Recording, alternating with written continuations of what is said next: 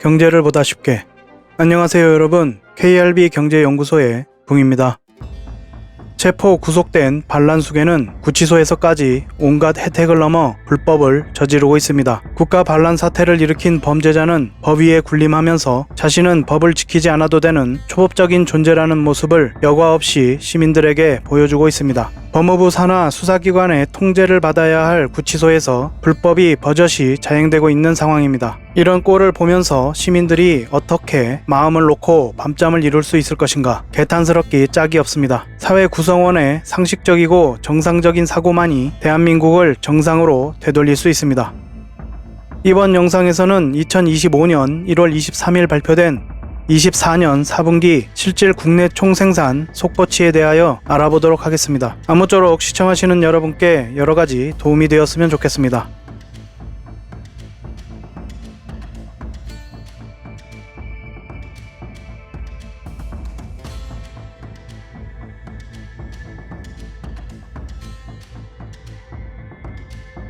본 내용에 들어가기에 앞서 GDP와 관련된 여러 사항을 복습하도록 하겠습니다.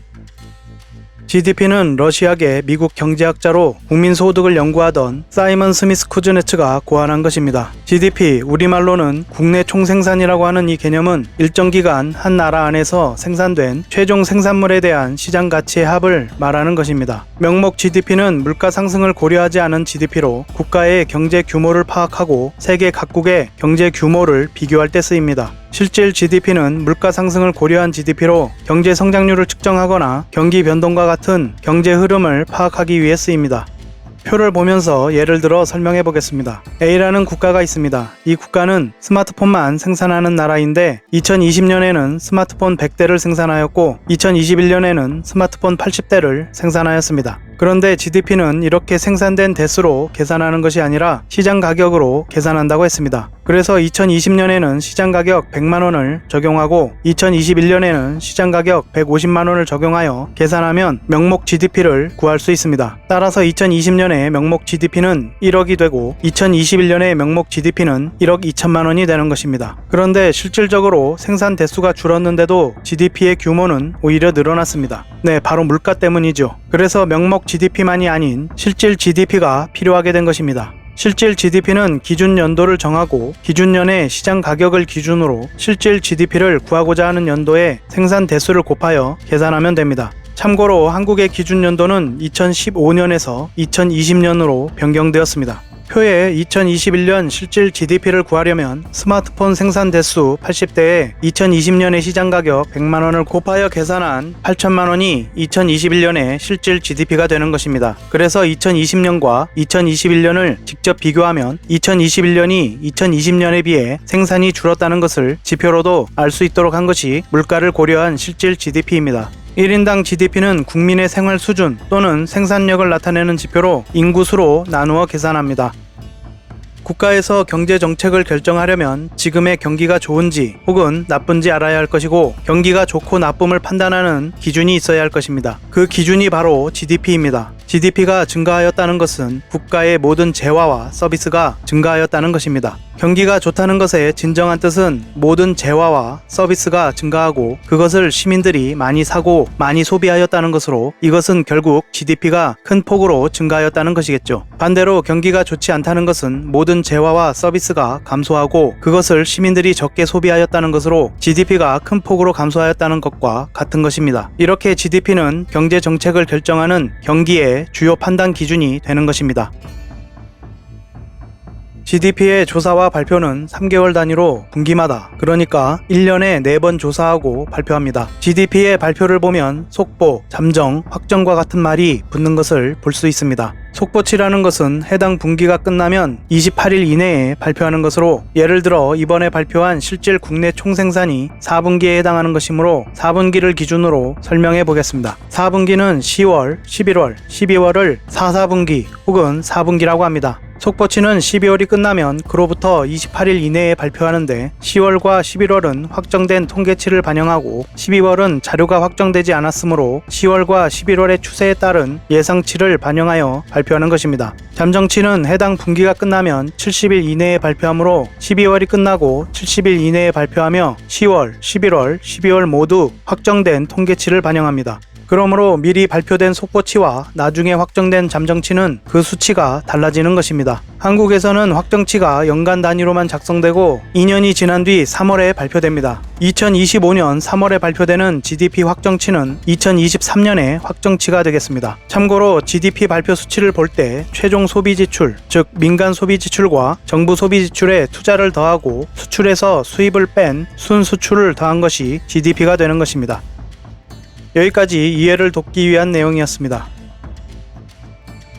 1분기에 깜짝 성장이라며 호들갑을 떤 것이 무색하게 2분기 실질 국내 총 생산은 마이너스 성장을 한 것이 발표되었고 실질 국내 총 소득도 1.3%가 감소한 것이 발표되었습니다. 1분기에 있었던 총선을 이기기 위해 반란수계 정권은 모든 가용한 자원을 다 가져다 쓰고도 총선에 패배하였고 급기야는 이를 빌미로 국가 반란 사태를 일으키게 되었습니다.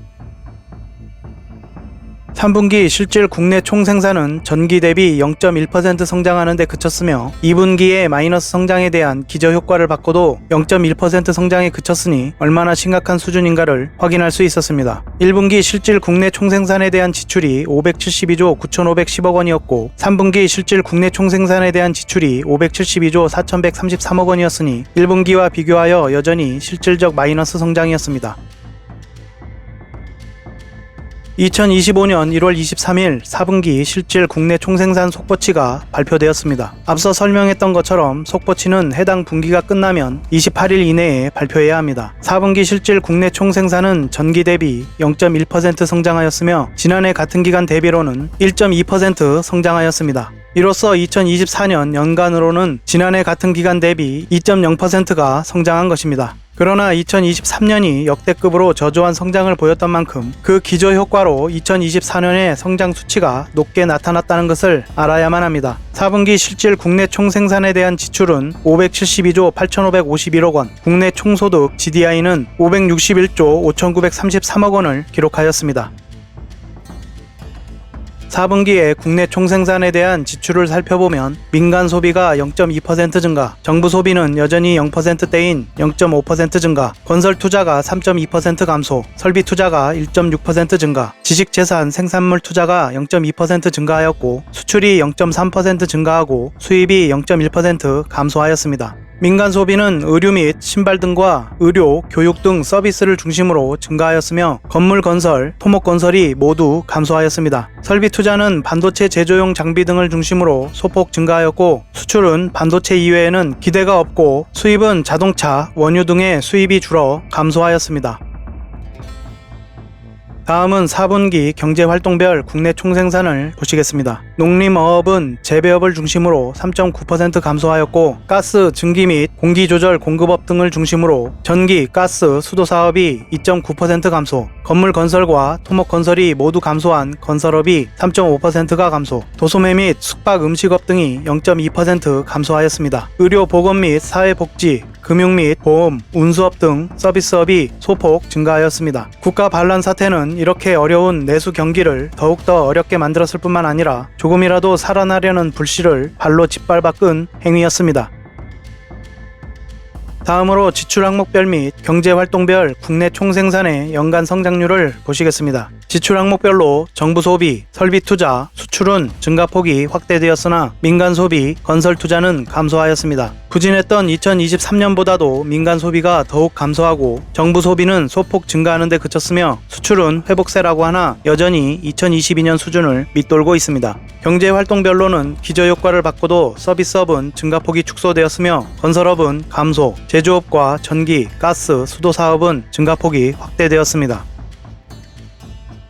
다음은 경제활동별 성장 기여도입니다. 2분기의 낮은 성장률은 1분기의 고성장의 기저효과라고 자위하던 한국은행은 3분기 성장률을 0.5%로 예상했으나 현실은 0.1%로 나타났고 2분기의 마이너스 성장을 고려하면 3분기의 0.1% 성장은 어이없이 낮은 성장이었는데 4분기의 성장 또한 0.1% 성장으로 나타났습니다. 3분기 잠정치에서 실질 국내 총생산에 대한 지출은 572조 2160억 원으로 수정되었기에 실제 1분기와 비교하면 7350억 원의 차이가 있었습니다. 4분기 속보치 실질 국내 총생산에 대한 지출은 572조 8551억 원으로 불행 중 다행으로 6391억 원이 증가한 것으로 나타났으나 이는 속보치이므로 10월과 11월은 실제치가 반영되었으나 12월은 추세가 반영된 예상치입니다. 12월에는 전대미문의 국가 반란 사태가 일어났고 나라 경제를 쓰레기통에 처박은 달이었으므로 2월 이후에 발표되는 4분기 잠정치에서는 속보치보다 수치가 더 하락할 수도 있다는 점 염두에 두어야 합니다. 농림어업, 전기, 가스, 수도사업, 건설업 등 모두가 성장에 마이너스 기여를 하며 0.1% 성장을 이끌었습니다.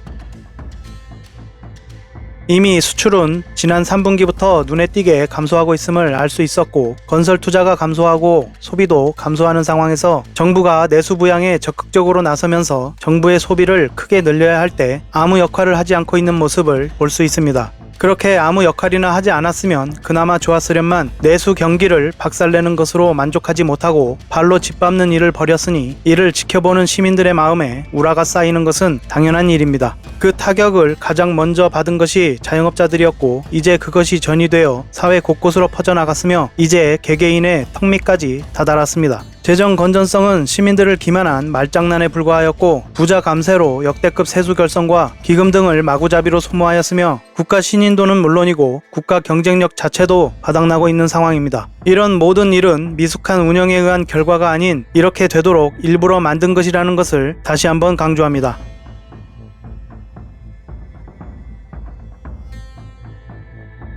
원계열 지난해 같은 기간 대비 경제성장률 변화를 보면 분기별 변화에서 신기하게도 2022년 4분기부터 곤두박질 친 것을 알 수 있습니다. 2023년의 기저효과와 2024년 1분기 총선을 위한 모든 가용 가능한 자원을 끌어다 조기 집행하며 1분기 성장률은 높았지만 이후 마이너스 성장 등 그 어떤 위기나 어려움이 없는데도 스스로 자멸하는 것 같은 모습을 보여주었습니다. 영업사원 1호라 자칭하며 우리 최대 수출국을 배척하고 밥상을 엎었고 실리를 추구해야 할 때 혐오 정서를 조장하며 우리의 이익을 내다버렸으니 어느 나라의 영업사원 1호였던 것인지 시민들께서는 느끼셨을까요? 그 영업사원 1호는 12월 국가 반란 사태를 일으켜 경제는 물론 나라 자체를 시궁창에 처박았습니다.